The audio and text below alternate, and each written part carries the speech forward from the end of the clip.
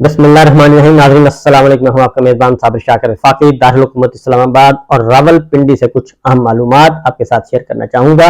रात गए काफ़ी अहम डेवलपमेंट्स हुई हैं, अहम खबरें मौसूल हुई हैं, आपको भी बताता हूँ और कुछ कोशिश करता हूँ उसके साथ जुड़ी हुई कुछ और चीज़ें भी हैं, उनसे भी आपको आगाह करता हूँ। लेकिन आज है 2 सितंबर और आज मुल्क गीर हड़ताल है, शटर डाउन है। आल पाकिस्तान ताजर एसोसिएशन और ताजर तंजीमें, ट्रेड यूनियंस उसमें शरीक हैं और साथ ही साथ जमात इस्लामी ने भी आज एहतजाज का ऐलान कर रखा है।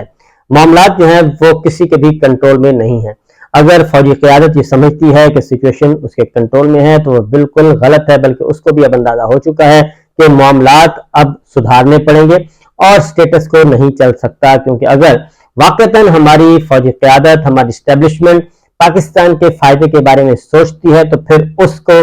अपने खौल से बाहर निकलकर सोचना होगा, अपने जाती मफादात, ईगो को एक साइड पर रखना होगा और पाकिस्तान के लिए सोचना होगा, पाकिस्तान के अवाम के लिए सोचना होगा। अगर वो ऐसा करेगी तो दोबारा से पाकिस्तान के अवाम और अफवाज पाकिस्तान एक हो सकते हैं, फासले कम हो सकते हैं, जो गम गुस्सा है, जो नफरत है वो कम हो सकती है। लेकिन अगर ऐसा ना किया गया तो मामलात उनके हाथ से भी निकल जाएंगे और खुदा न खास्ता फिर श्रीलंका और एक बदअमनी वाला जो मुल्क होता है सूरत हाल उससे बिल्कुल मुख्तलिफ नहीं होगी। कुछ अच्छे लोग हैं जो कि कोशिश कर रहे हैं, अच्छे लोग हैं, संजीदा लोग हैं, वो कोशिश कर रहे हैं और इन जो उम्र रसीदा लोग हैं इनको समझाने की कोशिश कर रहे हैं कि होश के नाखुन लें और पाकिस्तान एक बहुत ही हमारा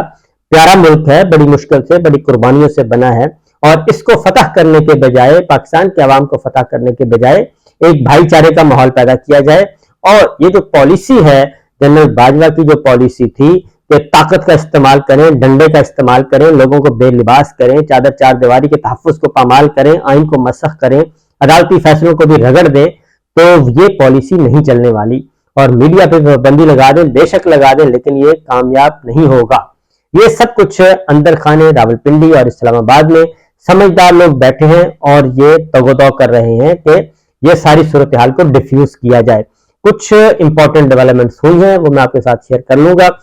लेकिन सबसे पहले तो ये बता दूं कि इस वक्त की कंडीशन क्या है। कंडीशन इस वक्त ये है कि हमारी जुडिशरी के अंदर भी एक बगावत का माहौल है, जुडिशरी के अंदर भी बगावत का माहौल है। उसकी वजह यह है कि आला तरीन अदलिया के जजेस ये सोचने पर मजबूर हो चुके हैं कि आखिर ये हम किस मकसद के लिए यहाँ बैठे हैं और हमें जो आइन ने ताकत दी है, जो इज्जत और वकार दिया है, वो पामाल हो रहा है, मसख हो रहा है और चंद लोग उसको कर रहे हैं और ना ही आइन को तस्लीम किया जा रहा है और ना ही अदालती फैसलों को तस्लीम किया जा रहा है। तो इस पे क्या करना चाहिए? क्या ये इसी तरीके से चलते रहना चाहिए या फिर मज़ाहमत करनी चाहिए या फिर कुछ और करना चाहिए? क्योंकि ये सारे का सारा असर नीचे मातहत अदलिया की तरफ भी जा रहा है और इस बात का इम्कान मौजूद है कि अदलिया के अंदर ही अनरेस्ट पैदा हो जाए और अदलिया के अंदर से ही कुछ आवाजें उठना शुरू हो जाएं। उसकी वजह यह है कि अभी तक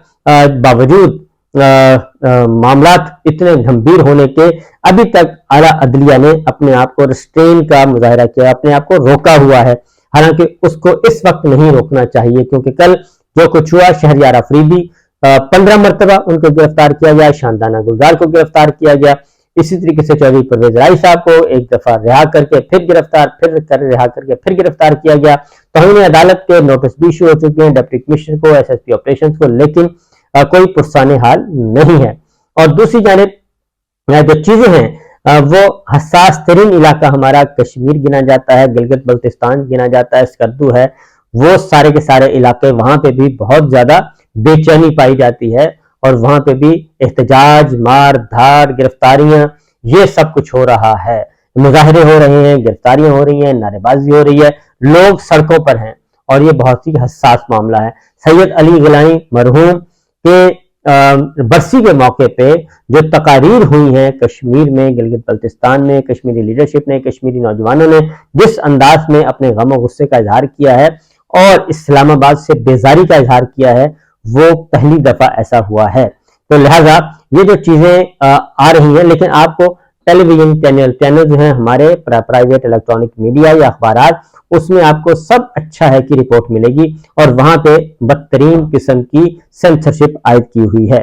ये वो चीजें हैं जो कि حالات کو خراب کر رہی ہیں۔ اس کا واحد ایک واحد حل جو ہے اس کا وہ ایک ہی ہے کہ رجیم چینج آپریشن جو کیا گیا تھا اس کے ذمہ داران کو پکڑا جائے اور اس کے ذمہ داران کو سزا دی جائے، اور وہ ہیں باجوہ صاحب۔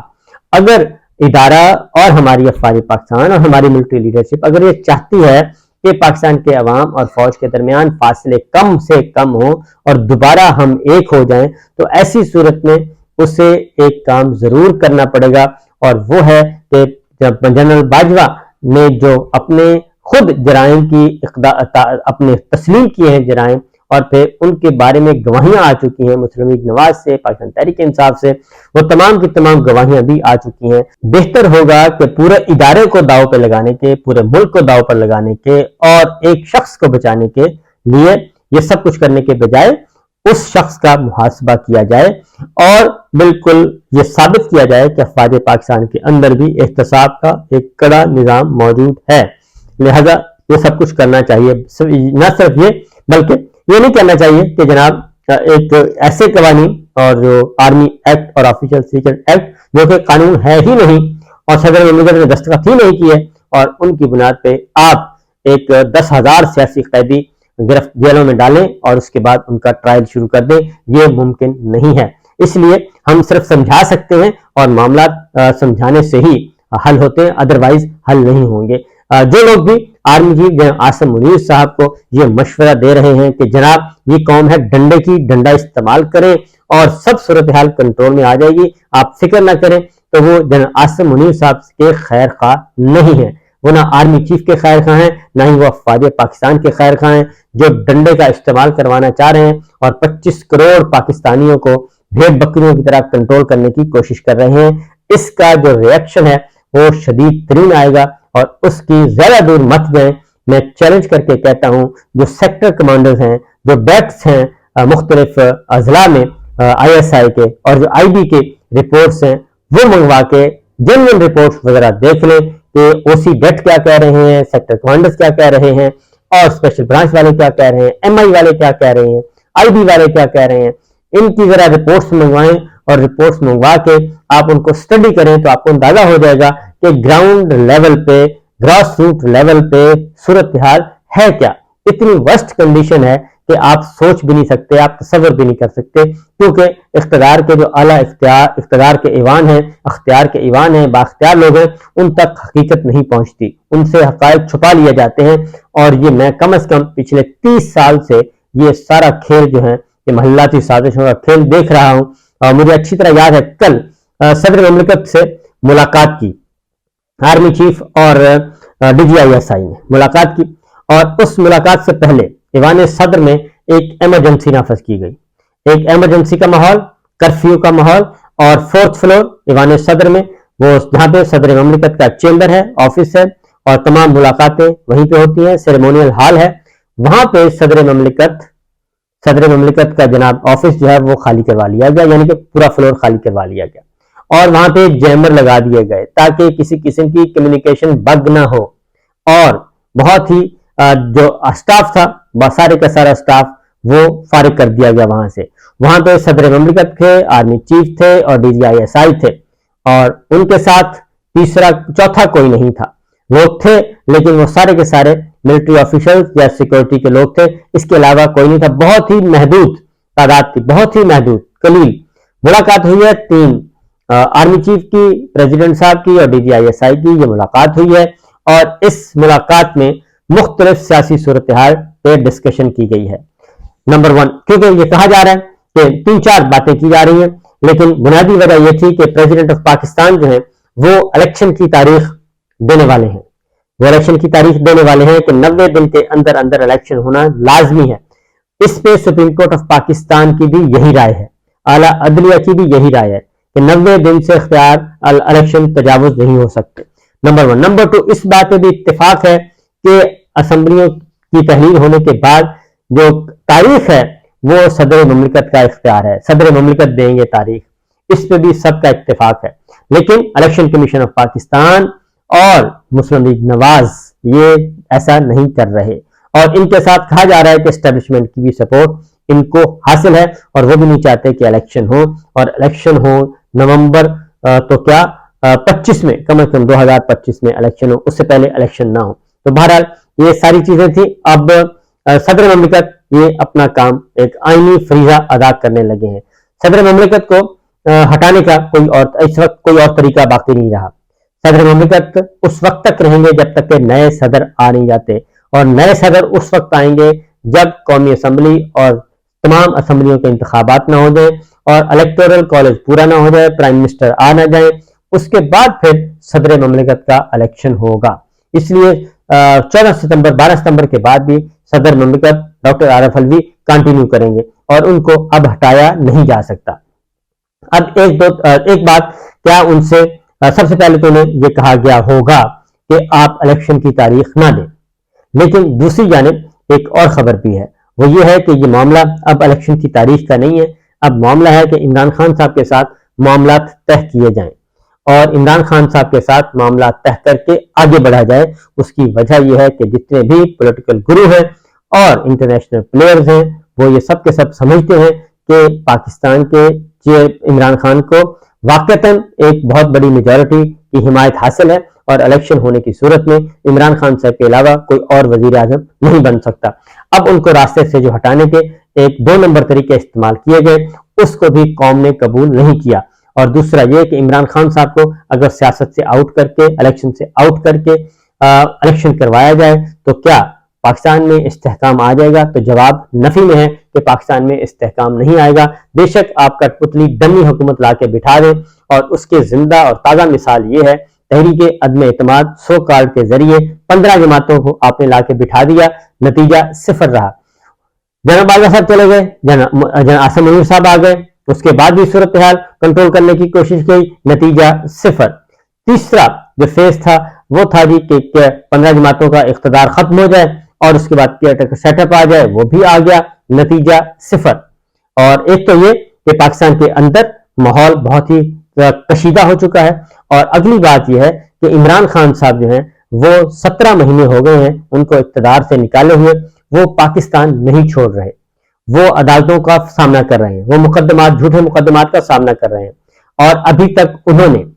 तक उन्होंने किसी मिलिट्री लीडरशिप या फौज के खिलाफ बतौर इदारा कभी किसी के खिलाफ कोई बात नहीं की, और वो अभी तक अपने आप को रोके हुए हैं, और वो बार बार यही तलकीन कर रहे हैं कि पाकिस्तान हमारा है, हम ही आगे लेके बढ़ सकते हैं, और ये लुटेरे आपको नुकसान पहुंचा रहे हैं। और लुटेरों ने वाकई अफवाज पाकिस्तान को भी नुकसान पहुंचाया, मिलिट्री लीडरशिप को भी नुकसान पहुंचाया, और पाकिस्तान को भी नुकसान पहुंचाया, और अपने मफाद के लिए सब कुछ किया। इसलिए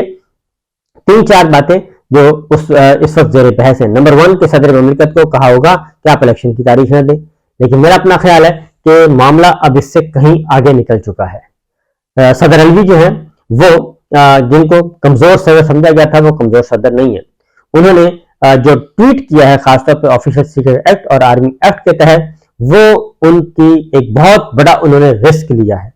उन्होंने इतना बड़ा रिस्क लिया है कि आप तसव्वुर भी नहीं कर सकते, और उन्होंने भरे बाजार में ये कह दिया कि ईवान सदर में फ्रॉड हुआ है और सदर ममलिकत के साथ फ्रॉड किया गया है, और फ्रॉड करने वाले मौजूद हैं, आप इनको पकड़ें। इसलिए ऐसे सदर ममलिकत से ये तवक्को करना कि वो इस मौके पे आके पीछे हट जाएंगे या बैकफुट पे चले जाएंगे या कमजोरी जाहिर करेंगे, ये मुमकिन नहीं है। और दूसरा ये ऑप्शन है कि इमरान खान साहब के साथ कोई मामलात दोबारा से तय किए जाएं और मामला तय करने के बाद आगे बढ़ा जाए। अब जो एक चीज है वो है कि आर्मी चीफ आसिम मुनीर साहब के लिए एक ही है मसला कि इमरान खान साहब इलेक्शन होते हैं तो पीटीआई आएगी तो इमरान खान साहब वजीर आजम बनेंगे, तो ऐसी सूरत में आर्मी चीफ आसिम मुनीर साहब नहीं होंगे। तो इस खरीज को भी कम करने की कोशिश कर ली जाए, ये भी एक ऑप्शन मौजूद है। ये सारी मुलाकात का जो कल हुई है, क्योंकि पहले तो है एक ये है कि कुछ CBMs किए जाएं, कॉन्फिडेंस बिल्डिंग मेजर्स लिए जाएं, और ये काम करने के बाद मामला आगे बढ़ाए जाएं। इमरान खान साहब के साथ पिछले दिनों मुलाकातें हुई हैं, और वो मुलाकातें काफी इंपॉर्टेंट हैं। एक मुलाकात हुई है डॉक्टर बाबर अवान से, दूसरी हुई है सरदार लतीफ खोसा साहब से, तीसरी मुलाकात हुई है अली जफर साहब से, और ये तीनों मुलाकातें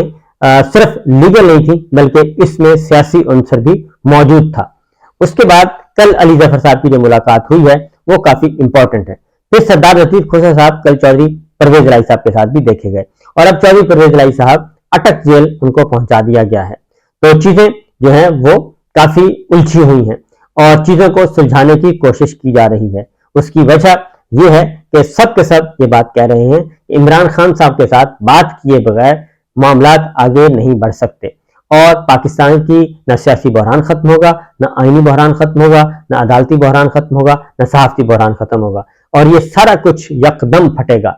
ये सब कुछ यकदम फटेगा। अंदर लावा ही लावा पक रहा है, वो मीडिया के अंदर भी पक रहा है, वो अदलिया के अंदर भी पक रहा है, वो सियासत के अंदर भी पक रहा है, वो आम शहरियों के अंदर भी पक रहा है, वो ताजरों के अंदर भी पक रहा है। वो हर जगह वो एक खतरनाक लावा तैयार हो रहा है, आतिशफशां तैयार हो रहा है, और ये जब फटेगा तो ये किसी बड़े से बड़े ताकतवर के भी कंट्रोल में नहीं होगा। तो बेहतर है कि उससे पहले पहले